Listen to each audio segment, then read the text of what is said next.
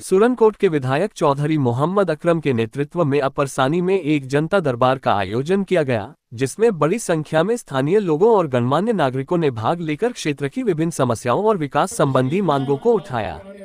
जन दरबार में एसडीएम सुरनकोट फारूक खान नास्की समेत सभी विभागों के अधिकारी मौजूद रहे। कार्यक्रम के दौरान लोगों ने सड़क, बिजली, पेयजल, कृषि और अन्य जन सुविधाओं से जुड़ी समस्याएं विधायक के समक्ष रखीं।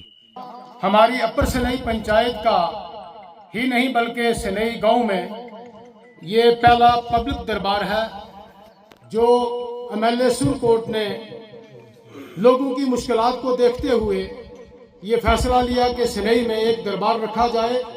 और पंचायत अपर सनई जो है सबसे बैकवर्ड पंचायत है, सबसे पिछड़ी हुई पंचायत है। इसके बड़े मामलात हैं और बड़े मामलात हल करने के लिए तमाम डिपार्टमेंट को हमारे एमएलए साहब अपने साथ आज हमारी अपर सनई में जो लेकर आए हैं। हम समझते हैं कि आज हमारी सनई की इंशाअल्लाह अजीज कुछ ना कुछ तकदीर बदलेगी और तामीर और तरक्की के मामलात जो हैं, जो रुकावटें हमें दरपेश हैं, वो हल होगी। और अभी सरपंच साहब के जरिए और अवाम के जरिए आपने शिकायत और उनके हवाले के सिलसिले में पुरअतमाद, नहलियत और इनको हल करने का बेहतरीन मामला जो है वो पेश किया। मैं अर्ज करूंगा कि यहाँ ये सनई जो है जिसके माने सरसब्ज़ शादाब के हैं, जिसके माने हरे भरे के हैं, और सुनाई से ये सनई बना है। और हमने देखा कि 1880 में जब राजा मोती पंच और रणवीर सिंह राजा जम्मू ये दोनों होते थे, तो यहाँ हमारे जद अमजद मोहम्मद अली एक कासिद के तौर पे काम किया करते थे। उन्होंने यहाँ मोहल्ला भट्टा वाली, जिसमें चौहान और खदाना बिरादरी के लोग रहते हैं, उनको एक जमीन आलाट की थी। और उसके बाद यानी 1947 में जब यहाँ आजादी का सूरज तलू हुआ, उसके बाद से आज तक इस मोहल्ला में यानी मोहल्ला भट्टा वाली उसको कागजों से गायब कर दिया। 3-4 पंचायतों में तो वहाँ हमारा सीट स्टॉक है, अभी भी सीट पड़ा हुआ है। और सर इसमें रेट मुख्तलिफ मिलते हैं, जो इसके पास सीट आती है वो दूसरे को उठाने नहीं देता, और जो सीट का फिक्स रेट होता है उससे 100-150 रुपया पर थैली के पर हमको ज्यादा मिलता है। अगर हम उनके कार्रवाई करते हैं, बोलते जाते यहाँ से मिलता है वहां से ले लो। एक सीट के हर अलॉटमेंट का रेट फिक्स एक बाकायदा बोर्ड लगना चाहिए। जो गरीब आदमी जाता है, बुढ़ा आदमी हमारे घर से जाता है, उसको बेचारे को क्या मालूम है गुत्थी का क्या रेट है। 400 आने को 700 में टुकड़ा देते हैं। अगर उनको यूरिया मानते हैं बोलते है नहीं। दाया अगर एक 380 रुपए का यूरिया का तोड़ा 350-320 से हमारा डीलर 1 रुपया कम नहीं देता हमको। ये देखो साहब, जहाँ जिनको डीलर दिया है उनके ऊपर निगरानी भी रखी जाए, उनके ऊपर रेट भी चेक किए जाए। गरीब आदमी को मालूम है तो रेट वहाँ पैसा न होने की वजह से फिर ये लैंग्वेजिंग में चले गई, वो भी नहीं चल पाया मामला। अब दोबारा यूटी के पैसे से इसको पैसा मिला है हमारे डिस्ट्रिक्ट को।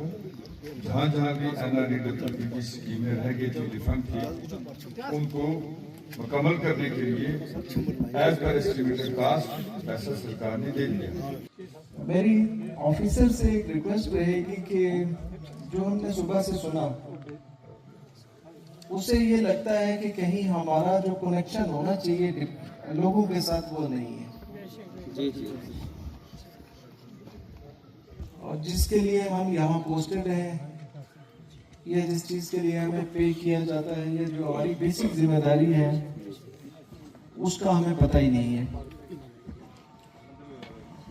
ये एक गवर्नमेंट का एक प्लान है, ये हर सैटरडे को पब्लिक दरबार होता है। और मैं सबको ये रिक्वेस्ट कर दूं कि 2 महीने बाद यहाँ फिर पब्लिक दरबार होगा माशाअल्लाह। ठीक है, जज़ाकल्लाह। और जो चीज़ें हमें यहाँ बताई गई हैं, जिस बारे में यहाँ जिक्र हुआ है इसके बारे में रिव्यू भी होगा और MLA साहब भी यहीं होंगे। रोड्स की सबसे पहले यहाँ पे बात हुई, एक्जेन साहब बैठे हैं, जो ज्यादातर डिस्प्यूट सामने आए वो R&B है। हो गया। विधायक चौधरी मोहम्मद अकरम ने लोगों की समस्याओं को ध्यानपूर्वक सुना और कई मुद्दों का मौके पर ही समाधान किया। उन्होंने आश्वासन दिया कि बाकी जायज मांगों को भी जल्द पूरा किया जाएगा।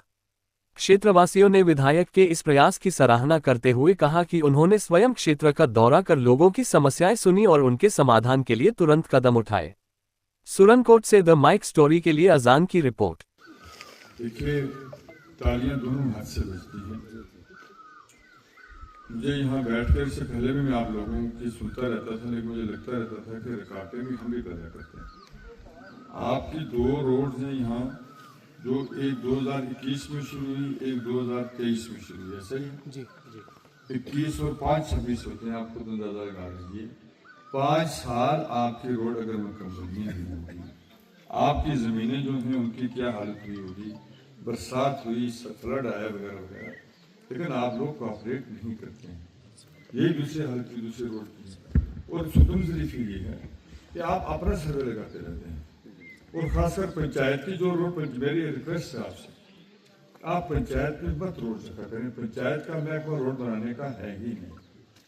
फिर उसमें जब अगर रोड रख लेती है, कुछ हो जाता है, 3 लाख रुपए, 3 लाख में तो मैं कहता हूँ कि 10 मीटर रोड नहीं बनती।